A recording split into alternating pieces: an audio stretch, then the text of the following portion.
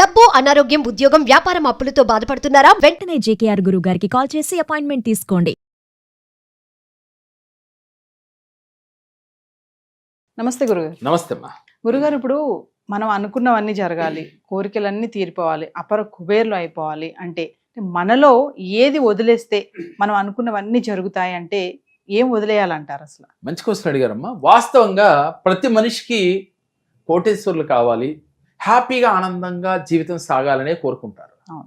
అంటే బంధాలతో హ్యాపీగా ఉండాలని కోరుకుంటారు. మరి మనలో కొన్ని త్యాగం చేస్తే మనకి భగవంతుడు కొన్ని ఇస్తాడు. ఏం త్యాగం చేయాలి అని చాలా మందిలో సందేహం మొదలై ఉంటుంది. అందరికీ తెలుసు, తన కోపమే తన శత్రువు, తన శాంతయే తనకు రక్ష అని మనం చదివి ఉన్నాం. అంటే నువ్వు వదలవలసింది కోపాన్ని, నువ్వు వదలవలసింది ఈర్ష్యని, ద్వేషాన్ని. ఎదుటి వ్యక్తిని ద్వేషించకూడదు, ఎదుటి వ్యక్తి పైన ఈర్ష్య పడకూడదు, అసూయ పడకూడదు, అలాగే కోపాన్ని తెచ్చుకోకూడదు. కాబట్టి ఎవరైతే ఈ క్వాలిటీస్ను వదిలేస్తారో, త్యాగం చేస్తారో, మీకు భగవంతుడు అన్నీ ఇచ్చేస్తాడమ్మా. కోటేశ్వరులు అవటానికి ఒకే ఒక్క ఉపాయం కోపాన్ని వదలటమే. ఏనాడో మనకి చిన్నప్పుడే చదివేసుకున్నాం ఈ పద్యాన్ని, కానీ ఆచరణలో మాత్రం పెట్టలేకపోతున్నాం. నేనైనా నువ్వైనా ఇది ఆచరణలో పెట్టలేకపోతున్నాం. పెట్టినవాడు మాత్రము అందరితో హ్యాపీగా మింగిల్ అవుతా ఉన్నాడు, అనుకున్న గోల్స్ రీచ్ అవుతా ఉన్నాడు, మంచి ఆలోచన కలిగి ఉన్నాడు. మరి ఈ కోపాన్ని అధిగమించాలంటే మీరు చేయవలసిన మంత్రం ఏమిటి? ఓం నిష్క్రోధ క్రోధ సమన్యే నమః అనే మంత్రాన్ని ప్రతినిత్యము కూడా 108 సార్లు కానీ లేక ఒక పావు గంట 10 నిమిషాల్లో చేయాలి. దీంతో పాటుగా మీరు ఈ యొక్క బొటన వేలుతో ఉంగరం వేలుని ఈ భాగమందు, ఉంగరం వేలులో ఈ భాగమందు ప్రెస్ చేయాలి. ఎందుకని? పంచభూతాలలో భూతత్వం కలిగిన వేలం.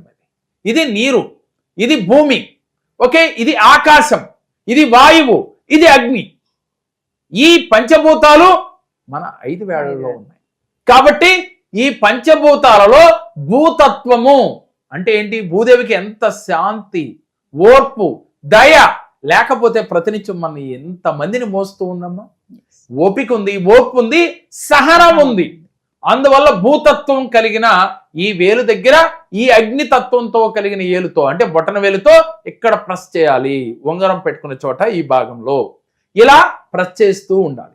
చేసి ఈ మంత్రాన్ని చదువుతూ ఉన్నట్లయితే మీలో కోపము క్రమక్రమేపీ తగ్గుతుంది. కోపమే అన్నిటికీ కారణం అంటారా? అదేనమ్మా, మనం ఏ పని జరగాలన్నా ధనం మూలం ఏక జగత్ అంటాం. అదే విధంగా ఏ కర్మని మనం కొనుక్కుని తెచ్చుకోవాలన్నా కోపమే. ఎదుటి వ్యక్తితో గొడవ రావాలంటే కోపమే. అలాగే మన సరైన ఆలోచనలు రాకుండా ఉండాలన్నా కూడా కోపమే. కోపంలో ఉన్నప్పుడు ఏ నిర్ణయం మనం సరిగా తీసుకోలేము. ఒక్కోసారి మనం ఏం చేస్తాం? కోపంలో ఉన్నప్పుడు మనమే హింసించుకుంటాం, అలాగే ఎదుటి వారిని హింసిస్తాం మాటలతో, చేతలతో. అందువల్ల కోపము ఒక్కటి నశిస్తే మనలో అన్ని చెడు గుణాలు నశించిపోతాయి. దీనికి ఉదాహరణ ఏంటంటే దుర్యోధనుడు కోపంతో, ఈర్ష్యతో ఆయన 100 అన్నదమ్ములని కూడా 100 మందిని కూడా పోగొట్టుకున్నాడు, రాజ్యాన్ని కోల్పోయాడు. అదే విధంగా విశ్వామిత్రుడు కోపంతో మరి అనేకమైన కోల్పోయి తర్వాత కోపాన్ని జయించి బ్రహ్మ ఋషి విశ్వామిత్రుడు అయ్యాడు, మహర్షిగా మారాడు. ఎవరు? బ్రహ్మ ఋషి విశ్వామిత్రుడు మహర్షిగా మారాడు. మరి అలా మారటానికి కారణం కోపాన్ని జయించటం వల్ల. అదేవిధంగా మనం కొంతమందిని పురాణాల్లో చూసుకుంటే కోపం వల్ల అనేకమైనవి కోల్పోయారు. శిశుబాలుడు కావచ్చు, శిశుబాలుడు కూడా ఈర్ష్యం, కోపము, అసూయ వల్లే ఆయన కృష్ణుడి చేతిలో తను సాధించాడు. ఇలా మనం చెప్పుకుంటూ పోతే అనేక పురాణాల్లో కోపం ఉన్నవాడు, ఈర్ష్య ఉన్నవాడు, ద్వేషం ఉన్నవాడు చరిత్రలో బాగుపడిన దాఖలాలు లేవు. రావణ బ్రహ్మ కూడా అంతే. ఇలా ఏదైతే నెగిటివ్ క్వాలిటీ మనలో ఉంటుందో, ఏదైతే నెగిటివ్స్ ఉంటాయో వాడు ఏదొక రోజున పతనం అవ్వక తప్పదు అని ఈ పురాణాల నుంచి మనం నేర్చుకోవాల్సిన సారాంశం. మరి అందుకని మరి ప్రతి మనిషి డబ్బు సంపాదించాలి, డబ్బుని ఈజీగా మేనిఫెస్టేషన్ చేయాలి. లా ఆఫ్ అట్రాక్షన్లో నేను అనుకున్నది సాధించాలి, ఉద్యోగం రావాలి, భార్యాభర్తలు బాగుండాలి, పిల్లలతో హ్యాపీగా ఉండాలని మీరు అనుకుంటున్నారా? అయితే మీరు ముందు మీలో ఉన్న కోపాన్ని, ఈర్ష్యని, ద్వేషాన్ని, అసూయని జయించండి. అది జయించడం అంత ఈజీ కాదమ్మా. అంటే చెప్పినంత ఈజీ అయితే మాత్రం కాదు. మరి దాన్ని ఈజీగా జయించాలంటే నేను చెప్పినట్టుగా మంత్రాన్ని ప్రతిరోజు మంత్రాన్ని చదువుతూ దానితో పాటుగా ఈ యొక్క ఫింగర్ని ఇలా ప్రెస్ చేస్తూ, అలాగే ఓం హం హనుమతే ఆంజనేయాయ మహాబలాయ నమః అంటూ ఈ మంత్రాన్ని రోజు 11 సార్లు మనసులో జపిస్తూ ఆంజనేయ స్వామి గుడి చుట్టూ అవకాశం ఉన్నన్ని సార్లు మీకు కుదిరినప్పుడల్లా వెళ్ళి ప్రదక్షిణలు చేస్తూ ధ్యానం చేస్తూ ధ్యానం అంటే మెడిటేషన్, అది ఎక్కువ సమయం మెడిటేషన్లో గడుపుతూ, అలాగే నదీ తీరాలకు కానీ సముద్రాల దగ్గరికి కానీ జలాలంటే పారుతున్న జలపాతాల దగ్గర కానీ వెళ్ళినప్పుడు చక్కగా మీ కాళ్ళలో జలపాతాల్లో పెట్టుకుని ఆ వాటర్ అంటే పంచభూతాలలో ఒకటైన వాటర్ని మనం మనసా వాచా కర్మణ మమేకమవుతూ ఫీల్ అవుతూ మీరు అక్కడ గనక మేనిఫెస్టేషన్ చేసి మెడిటేషన్ చేస్తే ఈజీగా మన కోపాన్ని మనం జయించవచ్చు. కాబట్టి ఇలాంటి కోపం జయించాలంటే ముందు మనం చేయవలసింది మెడికేషన్ లేకుండా ఉండాలంటే మనం మెడిటేషన్ చేయమని చెబుతాం. మరి మెడికేషన్ ఎందుకు వాడాల్సి వస్తుంది?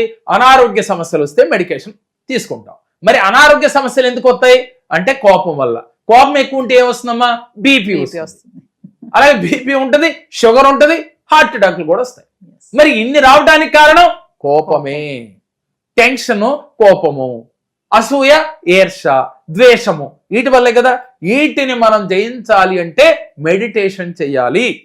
అలాగే మనకు బాగా కోపం వచ్చేసింది, దాన్ని తప్పించాలి, మనం వెంటనే బయటికి రావాలి అంటే మీరు వెంటనే ఏం చేయాలంటే ఆ వ్యక్తిలో కోపం వచ్చింది, మీ మీదైనా కోపం వచ్చిందిరా, కానీ మీరు ఏదో చిన్న మాట అన్నందుకు కోపం వచ్చింది, కానీ గతంలో మీరు చాలా నా కోసం మంచి చేస్తున్నారు, ఆ మంచిని వెంటనే గుర్తెచ్చుకోగలిగితే ఆ సమయంలో రాదు. అలా రావటానికి కోసం మీరు ట్రై చేయాలి. ఒకసారిగా అయితే 2 సార్లు, 2 సార్లు అయితే 3 సార్లు, అప్పుడు వెంటనే కోపం క్రమక్రమేపీ తగ్గుతుంది. ఈ లోపుగా ఈ చాంటింగ్ చేయాలి. చాంటింగ్ చేసేటప్పుడు మైండ్ డైవర్ట్ అవుతుంది, వెంటనే కోపం నుంచి బయటికి రాగలుగుతాం. ఇలా గనక మీరు ప్రాక్టీస్ చేస్తే మీరు కోపాన్ని జయించవచ్చు. ఈ కోపాన్ని జయిస్తే అష్టైశ్వర్యాలు పొందుతారు. ఎట్లా కోపం జయిస్తే అష్టైశ్వర్యాలు వస్తాయి అంటే, మీరు ఎప్పుడైతే కోపాన్ని జయించారో మీరు చేస్తున్న వృత్తి, ఉద్యోగ, వ్యాపారాలలో మనసు పెట్టి చేయగలుగుతారు. మీరు పాజిటివ్గా ఆలోచించగలుగుతారు, అంటే లాజిక్ వాడగలుగుతారు. మ్యాజిక్లు జరుగుతాయి మీ జీవితంలో. మరి మ్యాజిక్ జరగాలంటే లాజిక్ వాడాలి, లాజిక్ వాడాలంటే కోపాన్ని జయించాలి.